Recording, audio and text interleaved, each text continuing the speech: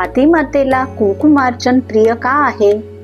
कुंकुमार्चन पूजेसाठी वापरलं जाणारे कुंकू हे हळदीपासून बनवलेले कुंकू असते. कुंकुवामध्ये देवीचे तत्व आकर्षित करण्याची प्रचंड क्षमता असते.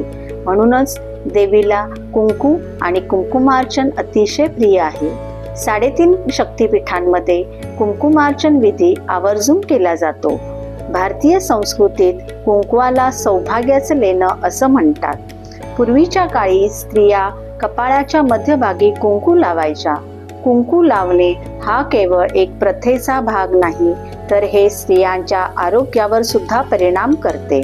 विज्ञानानुसार कुंकू हे हळद आणि लिंबूपासून तयार होत असल्याने यातील गुणधर्म ताणतणाव कमी करण्यास मदत करतात. याशिवाय मेंदू अधिक सक्रिय आणि सतर्क राहण्यास मदत मिळते. कुंकवाच्या वापराने रक्तदाब सुद्धा नियंत्रणात राहतो. कुंकवाचा संबंध थेट आपल्या मनाशी जोडला जातो.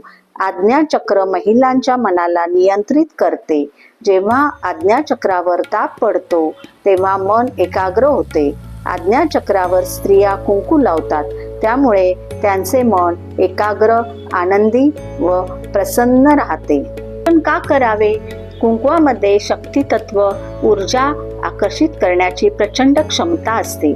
चला तर मग आपण कुंकुमार्चनाचे प्रमुख फायदे जाणून घेऊया. प्रथम, आर्थिक लाभ. लक्ष्मी प्राप्तीसाठी कुंकुमार्चन हा प्रभावी उपाय मानला जातो, ज्यामुळे घरात आर्थिक समृद्धी येते. नंतर आरोग्य लाभ. या पूजेमुळे उत्तम आरोग्य लाभते. 3. नकारात्मक ऊर्जा आणि वास्तुदोष दूर होतात. कुंकुमार्चनामुळे घरात असलेली नकारात्मक ऊर्जा नष्ट होते आणि वास्तूतील दोष दूर होतात, ज्यामुळे घरात शांतता आणि सकारात्मकता टिकून राहते. 4. देवीचा आशीर्वाद. कुंकुमार्चन करण्याने देवी प्रसन्न होते आणि तिची कृपा प्राप्त होते.